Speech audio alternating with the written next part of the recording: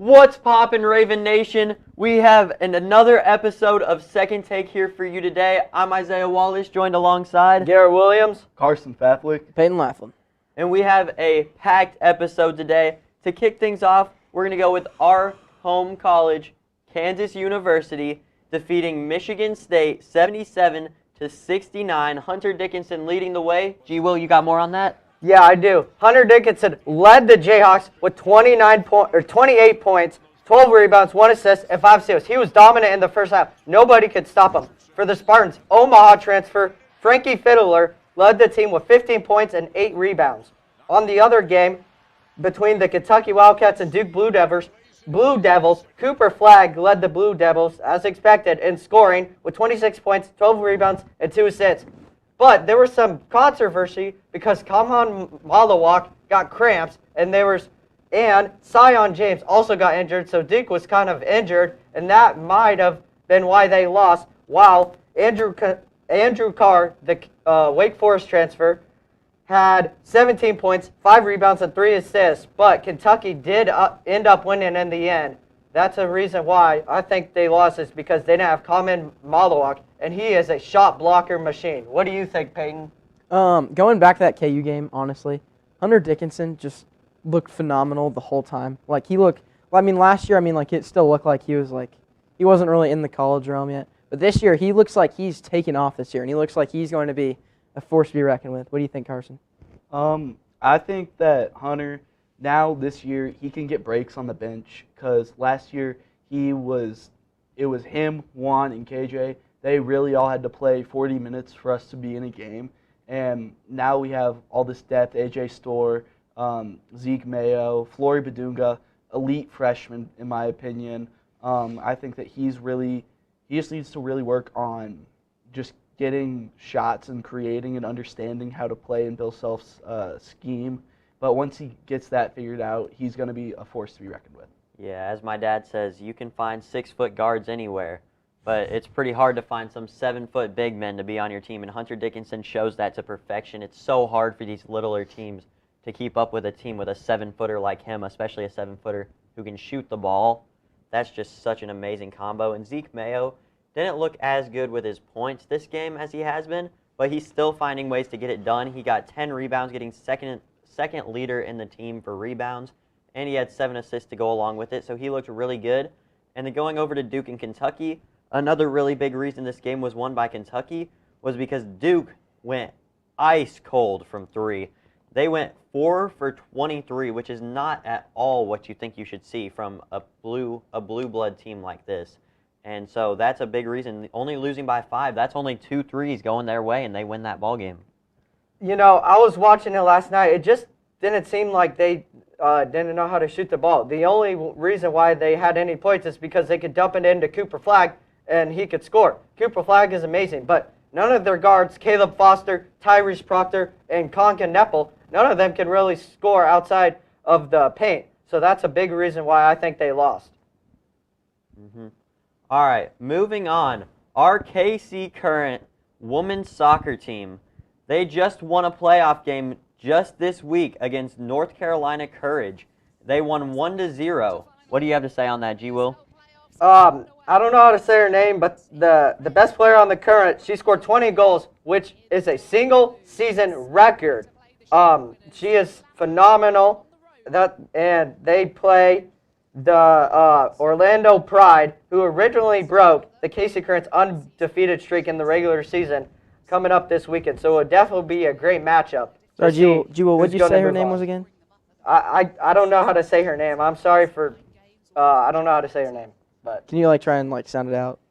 The thing that I'm really looking forward to in this game is the fact that the KC Current, they're looking to get their revenge because the last time they played them, they lost. But the Orlando Pride, I remember after the game, the KC Current coach was being interviewed, and he was asked how does this game feel to you? And he was like, I don't understand how people are trying to make this out to us to feel like a disappointment. They're the second best team in the nation in the league, and now they are the best. So we just lost to the best. I don't really understand what you guys are trying to put us onto.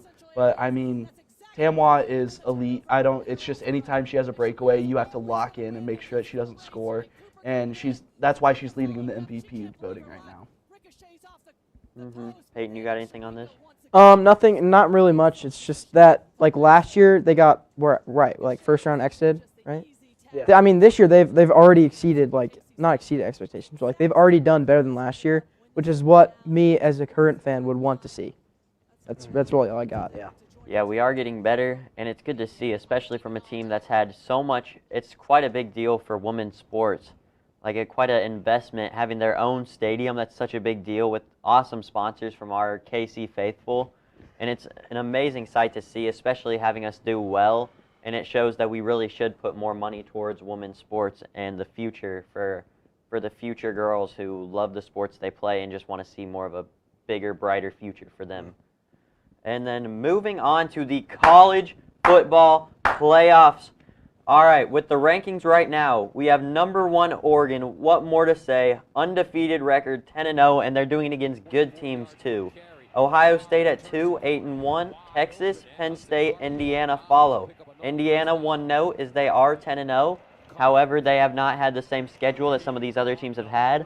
So that's kind of taking them down a little bit, but they are looking good, and this is looking to be quite the playoff race. I got to say one thing. I think the top 4 will be the same at the end of the season. 1 Oregon, 2 Texas, 3 BYU, and 4 Miami. Although Miami lost this weekend, I think that they are still going to be the ACC champions. But I do think that there's a chance that maybe Army sneaks in because Boise State Boise State doesn't really have the strength of schedule like Army, because Army and Navy play each other in 2 weeks in South Bend. So if Army somehow pulls off the upset against Notre Dame, you would consider the team who has the better win, because Boise State lost to Oregon earlier on in the season. And if you beat a ranked team, you would be in over a team that lost to a ranked team. And I also think that Indiana could be higher than Ohio State, because if those 2 teams play next weekend in the shoe, if Indiana beats Ohio State, they will be higher. I don't think they're going to be Oregon, because Oregon's clearly the best team. Dylan Gabriel is, in my opinion, the best quarterback in college football. But Indiana does not have the strength of schedule, and they will not beat Oregon in the Big Ten championship. What do you think, Carson? I have one thing to go back to. You said that Boise State ended up losing to Oregon, which they did. But are you going to dock Boise State for losing by 3 to the number 1 team in the nation? As you said, the number 1 quarterback in the nation going into Oregon and losing by 3. I think Ashton Jeanty is a Heisman candidate. He should be the front runner right now.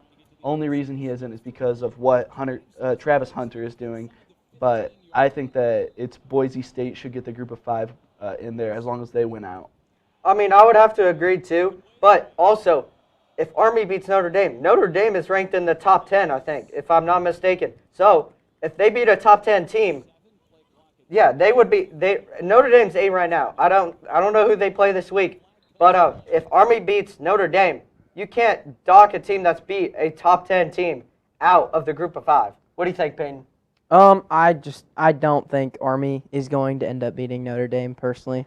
I think this whole conversation about Army getting into the top 5 is just a waste of time. And, I mean, going back to Oregon, my grandpa said no one's going to beat them. Grandpa George is absolutely right. Oregon is never going to lose. I think they're going to win the whole thing. But if we go back to what you were saying earlier, G. Will, you said that Notre Dame is top 8, but they have lost. Do you know who they've lost to? They did lose to Northern Illinois earlier on in the season, but they are still ranked in the top 10, and they will still be ranked in the top 10 next weekend when they play Army. So this is not scripted. Yep, this is true. If you guys had to pick a team, I think we all like Oregon to be the favorites, but if you had to pick a team other than Oregon to win the whole thing, who are you picking? I would personally pick Ohio State because they have the most talented roster in all of college football. You got Caleb Downs on the defensive end. That defensive front is scary. You got the best freshman wide receiver, actually, Ryan Williams is, but the second best, Jeremiah Smith is a dog. Will Howard looks good. I hate to say that because I'm a KU fan and he went to K-State. But Will Howard is looking better. Travion Henderson and Quishon Junkins are the nation's best running back duo. I think if it's not Oregon, Ohio State is going to win it. And Ryan Day, his coaching status will be just okay if he makes a deep run in the college football playoffs. What about you, Carson? To me, I know it's going to be Ohio State second. I think if no one wins it, it's going to be them. But part of me just really wants to see Indiana come out and just and win, because Indiana is first-year head coach. They had, I don't even know if they were expected to be a bowl team, and now they are the 5th-ranked team in the nation according to the college football playoff polls. I mean, to me, that just shows what that coach can do with who he has, because Indiana, they don't get that many big transfers, big prospects, and just going 10-0 with that type of roster is insane to me. I got one more thing to say. Kirk Cincinnati, the Indiana head coach, did say at the beginning of the season that Ohio State sucks, Purdue sucks, and Michigan sucks. Well, he has beat Purdue.